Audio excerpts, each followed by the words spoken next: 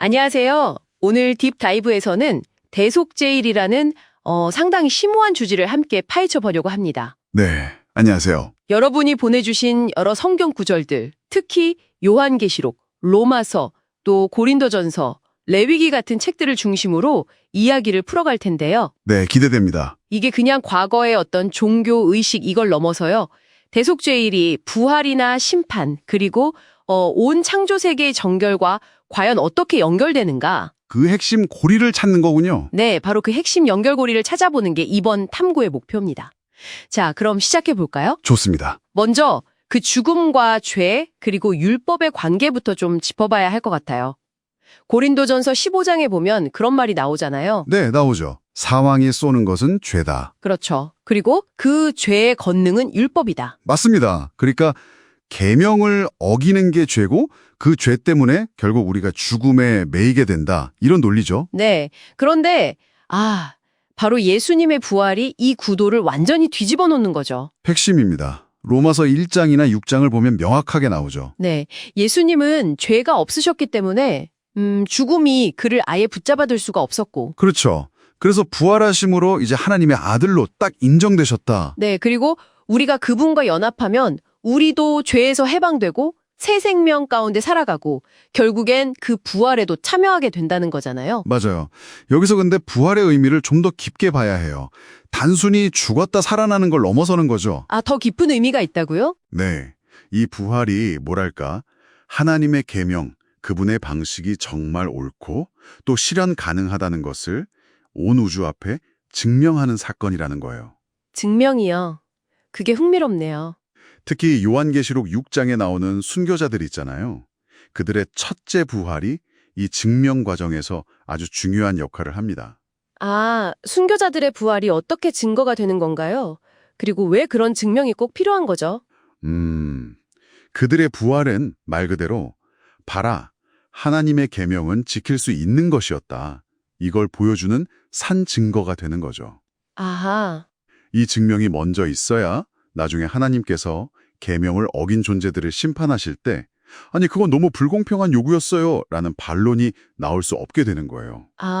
그렇군요.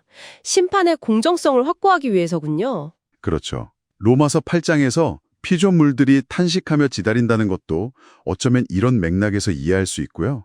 이 첫째 부활은 계시록이나 고린도전서에서 말하는 것처럼 정해진 순교자의 수가 차면 마지막 나팔, 그러니까 7째 나팔이 불릴 때 일어나는 걸로 보입니다. 네네. 그러니까 부활이 그냥 살아나는 게 아니라 심판의 정당성을 세우는 결정적인 증거가 된다. 와, 그럼 이 첫째 부활 이후에 우리가 아는 그 대속죄일의 진짜 의미가 펼쳐지는 건가요? 맞습니다. 요한계시록 8장을 보면 7째 인을 뗄 때 7 나팔이 주어지고 그 제단에서 향이 올라가는 장면이 나오잖아요. 성도들의 기도와 함께. 이게 혹시 대속죄랑 관련이 있을까요? 정확히 보셨어요. 그 향이 보좌 앞으로 올라가는 모습은 레위기 16장에서 대제사장이 향로를 들고 지성소로 들어가는 것과 아주 비슷하죠. 정말 그렇네요. 네, 이건 대속죄를 위한 일종의 준비 과정으로 볼 수 있어요. 대속죄의 궁극적인 목표는 단순히 죄의 결과를 처리하는 걸 넘어서요. 넘어서서요. 네, 피조 세계에서 죄가 다시 발생할 가능성 자체를 없애버리고 모든 존재가 하나님의 사랑과 공의를 온전히 깨닫고 신뢰하면서 그 자유의지 안에서 하나님을 사랑하게 만드는 것. 그게 최종 목표라고 할 수 있죠. 그 스케일이 엄청나네요. 그렇죠. 그래서 실제적인 대속죄, 그러니까 온 세상을 정결하게 하는 그 과정은 7째 나팔이 불리고 첫째 부활이 일어난 그 이후에 시작되는 거예요. 순서가 그렇군요. 네, 레위기 16장의 그 의식들을 요한계시록의 사건들과 한번 비교해보면 그림이 좀 더 선명해집니다. 네, 한번 해보죠. 먼저 레위기에서 대제사장이 피를 가지고 지성소를 정결하게 하잖아요. 네, 그렇죠. 그게 요한계시록 15장을 보면 하늘 성전이 열리고 7대접 재앙이 땅에 쏟아지는 장면과 연결될 수 있어요. 하늘 성소를 정결하게 하는 과정인 셈이죠. 이때 부활한 성도들은 안전하고요. 7 재앙이 하늘 성전 정결과 관련이 있다고요? 흥미롭네요. 네. 그 다음엔 번제단을 정결하게 하는 의식이 있죠. 네, 레위기에 나오죠.